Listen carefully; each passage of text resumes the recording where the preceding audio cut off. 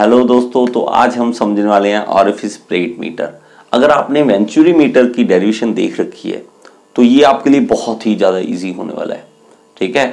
और अगर आपने नहीं देखा वेंचुरी मीटर तो आप ऊपर लिंक दे रहा हूँ मैं आपको।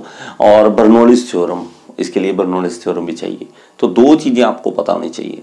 अगर ये दोनों चीज़ें बताएं तो बहुत ज़्यादा ईजी है ये, ठीक है। तो ज़्यादा टाइम नहीं लेंगे, हम स्टार्ट करते हैं इसके। तो इसमें क्या है कि ऑरिफिस प्लेट किस लिए यूज होती है पहले तो सबसे पहली बात कि इसका काम, तो इसका काम है कि रेट ऑफ फ्लो पता करना। जो काम वेंचुरी मीटर का था वही सेम इसका भी है, रेट ऑफ फ्लो या जिसको हम कहते हैं डिस्चार्ज, ये पता करना इसका काम है। और इसकी जरूरत क्यों पड़ी, और वही अलग अलग देश हैं, अलग अलग साइंटिस्ट का दिमाग है, तो जो दिमाग में अलग अलग किसी का आता है तो नई चीज कभी ना बनती है, उसका कारण भी कई बार होता है। अब दिक्कत क्या थी, वेंचुरी मीटर भी सेम यही काम कर रहा था, लेकिन प्रॉब्लम उसमें ये आ रही थी कि उसकी कंस्ट्रक्शन थोड़ी मुश्किल थी और उसके लिए थोड़ा ज्यादा जगह चाहिए थी। जैसे पाइप है, बड़ी पाइप के अंदर वेंचुरी मीटर लगाना, उसकी शेप बनाना थोड़ा मुश्किल लगता था। तो उसमें थोड़ा मॉडिफिकेशन किया गया। उनमें मॉडिफिकेशन करने के बाद हमारे पास ऑरिफिस प्लेट मीटर आया। क्या था, आपने कभी वो मिंट वाली गोली खाई है, वो जिसमें होल सा होता है, ठीक है। तो मिंट विद द होल जैसे बोलते होते हैं, बस वो है और कुछ नहीं ऑरिफिस प्लेट मीटर, ठीक है। क्या है कि एक पाइप है हमारे पास, ठीक है, एक पाइप है हमारे पास यहाँ पे, और इस पाइप के अंदर वो जो गोली है उस टाइप की एक ऑरिफिस प्लेट वो हम इसमें डाल देंगे। और वो हम डालते हैं तो यहाँ पे कुछ इस तरह से, मैं इसको 3D व्यू में एक बार बना रहा हूँ, उसके बाद 2D में आपको दिखाऊंगा, ठीक है। वैसे ड्राइंग अच्छी नहीं है मेरी, फिर भी आप कोशिश कीजिए समझने की। और इसको कुछ इस तरह से हम समझाएंगे कि यहाँ से फ्लो कर रहा है पानी, जो भी फ्लूइड फ्लो कर रहा है यहाँ से फ्लो कर रहा है, तो इसके अभी क्या होगा कि ये होल छोटा है तो यहां से टकरा के निकलना है इसने। जब यहाँ पे एरिया लार्ज है तो एरिया लार्ज होगा तो धीरे धीरे ये कॉन्ट्रैक्ट होगा, इसके अंदर जाएगा, ठीक है, कॉन्ट्रैक्ट होगा और ये आगे जाके एक पॉइंट ऐसा आएगा, फिर दोबारा खुलेगा। ये ऐसे होता है ना, ऐसे होगा, ये दोबारा खुलेगा ऊपर जाके। तो ये जो पॉइंट होता है इसमें क्या करना है, वेंचुरी मीटर में अगर आपको याद होगा तो हमारे पास दो डायमीटर होते हैं, एक बड़े वाला एक छोटा। इसमें हमारे पास बड़ा जो डायमीटर है ये है, हमारे पास बिग डायमीटर है, जो बड़ा डायमीटर है वो डी है ये वाला।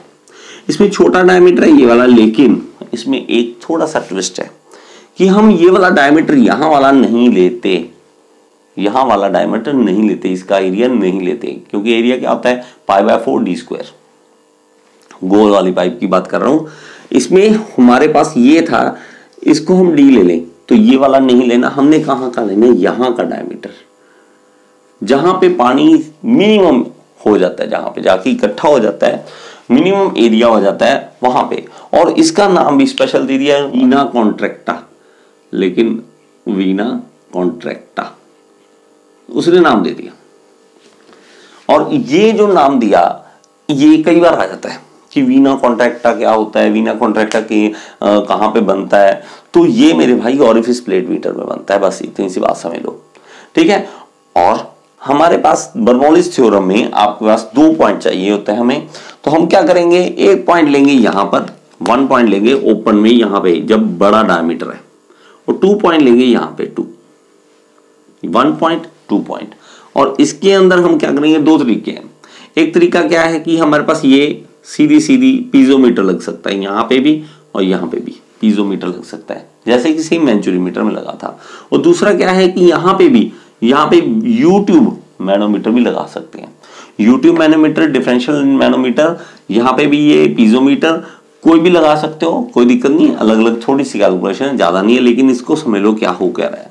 तो इसमें हमारे पास रीडिंग यहाँ पे आएगी, देखो ये हाइट ज्यादा रेज करेगी यहाँ पे, क्योंकि हमारे पास ज्यादा एरिया तो प्रेशर एनर्जी ज्यादा होगी, यहाँ पे कम एरिया तो यहाँ प्रेशर एनर्जी कम हो जाएगी, बस यही हमें चाहिए होता है, ठीक है।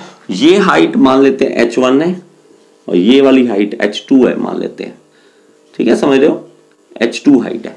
तो इन दोनों का डिफरेंस, इन दोनों का h1 और h2 का डिफरेंस, यही हमें चाहिए होता है। और सेम वेंचुरी मीटर की तरह हम इसको भी खत्म कर लेंगे अभी का भी। तो आइए शुरू करते हैं डेरिवेशन, और इसमें जो जो वैल्यूज हमने लेनी है वो हम यहाँ पे देंगे। तो देखिए दोस्तों, बुक में डायग्राम कुछ इस तरह का होता है और ऑरिफिस प्लेट इस तरह से दिखाई होती है।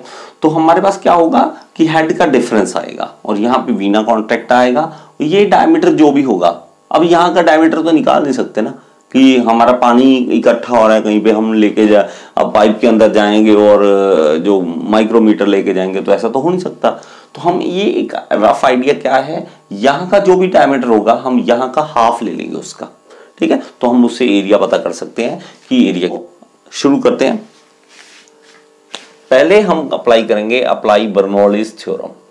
सबसे पहले करेंगे अप्लाई बर्नौलीज थ्योरम। हम पहले अप्लाई करेंगे बर्नौलीज थ्योरम अप्लाई करेंगे, और वो क्या कहती है कि 1 पॉइंट और 2 पॉइंट पे दोनों पे एनर्जी क्या रहेगी, सेम रहेगी। किसे, हमारे पास सम ऑफ द एनर्जी 1 पॉइंट पे, सम ऑफ द एनर्जी 2 पॉइंट पे, दोनों पे सेम रहेगी। तो मेरे पास मेरे भाई 1 पॉइंट और 2 पॉइंट पे एनर्जी जो रहेगी सेम रहेगी। उसमें पहले क्या होगी, प्रेशर एनर्जी प्लस होगी पोटेंशियल एनर्जी प्लस होगी काइनेटिक एनर्जी 1 पॉइंट पे, और 2 पॉइंट पे भी same, pressure energy plus potential energy plus kinetic energy. तो अगर आपने बर्नौलीज थ्योरम समझी हुई है तो बहुत आसान होगा ये आपने समझना। ये क्या होगा, P बाय रो जी P1, पोटेंशियल एनर्जी क्या होगी Z1, काइनेटिक एनर्जी की V1 square by 2G। Same हमारे पास यहां पे होगा 2 रो जी Z2 और ये V2 square by 2G। Z क्या होती है, Z होती है यहां से जमीन से लेके हाइट किस चीज की, इस पॉइंट्स की, ठीक है। मैं इस पॉइंट पे दिखा देता हूं आपको, 1 पॉइंट की यहां से लेके हाइट और 2 पॉइंट की यहां से लेके हाइट। तो ये 1 पॉइंट की जो होगी Z1 और ये Z2 की, हमारे पास पोटेंशियल एनर्जी इसके हिसाब से आएगी, Z1 और Z2 के हिसाब से आएगी। तो हमारे पास एक चीज देखिए, Z1 और Z2 दोनों सेम है, तो हम पहले ही सबसे पहले क्या कट जाएगा, Z1 Z2 कट जाएगा। P2 इस साइड ले आएंगे, ये वाला वैल्यू इस साइड लेंगे, ये वाली वैल्यू इस साइड ले आएंगे। तो हम शुरू करते हैं यहां से, P1 बाय रो जी इस साइड, P2 इधर आ गया बाय रो जी इस साइड, और V2 स्क्वायर बाय 2G इस साइड, ये था, ये माइनस वाला इधर आ जाएगा V1 स्क्वायर बाय 2G। तो 2G कॉमन निकल सकता है यहां से, ठीक है। तो एक और चीज अभी जल्दी से कर लेते हैं, P1 बाय रो जी क्या है, यहां की हाइट देखिए, ये हाइट क्या चीज है, ये है H1। तो प्रेशर कैसे निकलता है, P1 कैसे निकल गया, रो जी H1, प्रेशर का फॉर्मूला होता है। H1 इधर रख लूं तो ये क्या बन जाएगा, P1 बाय रो जी, मतलब P1 बाय रो जी क्या आ गया, H1। तो यहाँ पे H2 देखिए, H2 ये है H2, तो P2 क्या बन जाएगा, रो जी H2। तो H2 क्या बन जाएगा, P2 बाय रो जी, समझ रहे। तो H1 है ये, H2 है ये, तो इन दोनों का डिफरेंस क्या बनेगा, H1 माइनस H2, जिसको हम क्या लेते हैं, डिफरेंस लेते हैं, और डेल्टा H लिख देते हैं कोई बुक, या इसको हम H भी लिख देते हैं। तो डिफरेंस होगा जो भी, अगर ये 10 है, ये 3 है, तो ये 7 हो जाएगा। तो इन दोनों का डिफरेंस क्या आ गया, H1 माइनस H2 आ गया H, और यहां से 2G क्या निकलेगा, कॉमन, ठीक है, एलसीएम लेके और कॉमन निकल जाएगा। वो कैसे निकलेगा, 2G और अंदर आएगा V2 square minus V1 square, ये रह जाएगा, 2G इस साइड आएगा 2GH, और क्या बन जाएगा ये V2 square minus V1 square. आपको कंटिन्यूटी इक्वेशन याद है अगर, तो क्या है, Q is equal to A1 V1 is equal to A2 V2। इसमें मैं क्या करूंगा, इन दोनों को बराबर रख लेता हूं, तो यहां से V1 की वैल्यू निकाल लेता हूं। V1 की वैल्यू क्या आएगी, A2 V2 अपॉन A1, ये आ जाएगी ना, ये आ गई, और ये V1 की वैल्यू मैं यहां पे पुट कर देता हूं, तो 2GH V2 square minus V1 क्या है, A2 V2 A1, ये है ना V1, और इसका स्क्वायर है तो सारे का स्क्वायर हो जाएगा, इसमें कोई दिक्कत नहीं ना।